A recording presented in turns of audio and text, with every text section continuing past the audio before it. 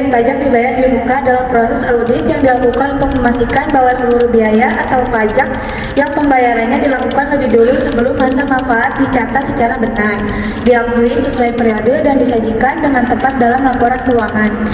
Biaya dibayar di muka diklasifikasikan secara aset lancar jika jangka waktu manfaatnya di bawah 12 bulan dan diklasifikasikan sebagai aset tidak lancar jika jangka waktu manfaatnya di atas 12 bulan.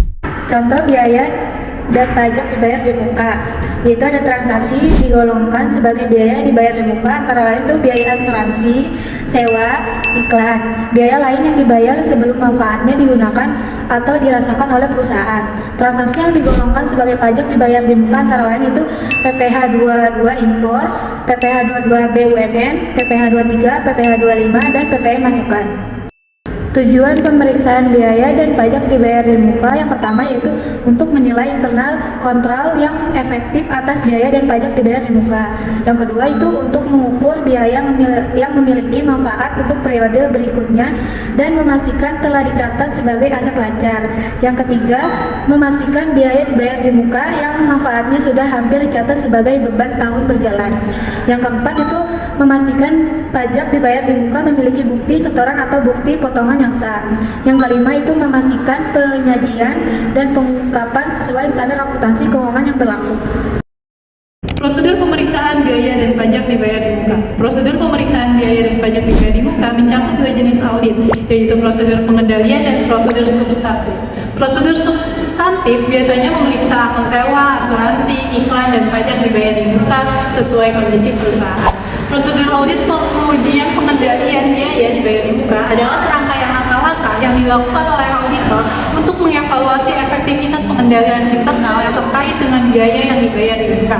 Tujuan utamanya adalah memastikan bahwa transaksi biaya dibayar di muka valid, tepat, dan sesuai prosedur yang telah ditetapkan perusahaan. Prosedur pengujian pengendalian biaya dibayar di muka. 1. Memahami kebijakan perusahaan. 2. Identifikasi risiko. 3. Pemilihan sampel. 4. Pemeriksa dokumen. 5. Konfirmasi pihak ketiga. 6. Pengujian pengendalian. 7. Evaluasi hasil. Yang terakhir, penyusunan laporan. Merangkum temuan dan rekomendasi auditor. Prosedur pengujian substantif biaya dibayar di muka. 1.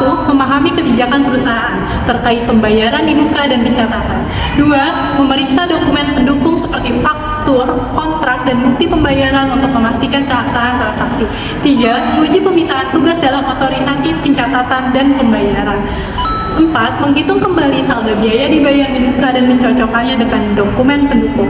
5. Konfirmasi kepada pihak ketiga bila diperlukan untuk memastikan kesesuaian jumlah dan syarat kontrak. 6. Menguji perhitungan biaya jika biaya dibayar di muka melibatkan unsur bunga. 7. Menguji pemulihan biaya, yaitu memastikan perusahaan benar-benar menerima manfaat atau layanan. 8. Evaluasi hasil pengujian dan identifikasi kesalahan atau ketidaksesuaian. Dan terakhir, menyusun laporan audit berisi temuan dan rekomendasi. Prosedur audit pajak dibayar di muka adalah serangkaian langkah-langkah yang dilakukan oleh auditor untuk mengevaluasi kecukupan, keabsahan, dan akurasi pengakuan pajak dibayar di muka yang dilaporkan oleh perusahaan dalam laporan keuangan. Tujuan dari pengujian ini adalah untuk memastikan bahwa perusahaan telah mengakui dan mengklasifikasikan pajak dibayar di muka dengan benar sesuai dengan prinsip akuntansi yang berlaku. Beberapa langkah yang dapat dilakukan dalam prosedur audit pajak dibayar di muka. Yang pertama yaitu memahami kebijakan dan peraturan pajak dengan mempelajari kebijakan perusahaan, jenis pajak terkait, ketentuan pembayaran di muka, dan perlakuan akuntansinya.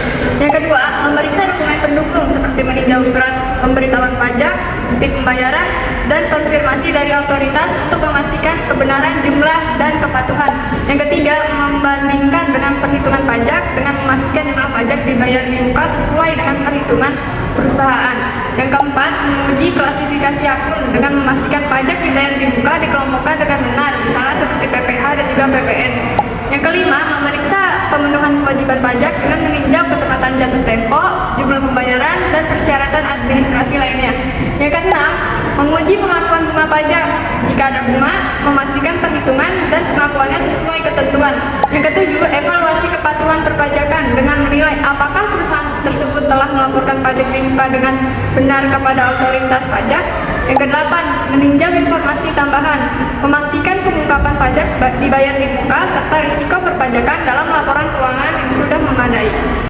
Contoh kasusnya itu contoh kasus WorldCom. Kronologinya, WorldCom adalah perusahaan telekomunikasi besar di Amerika Serikat.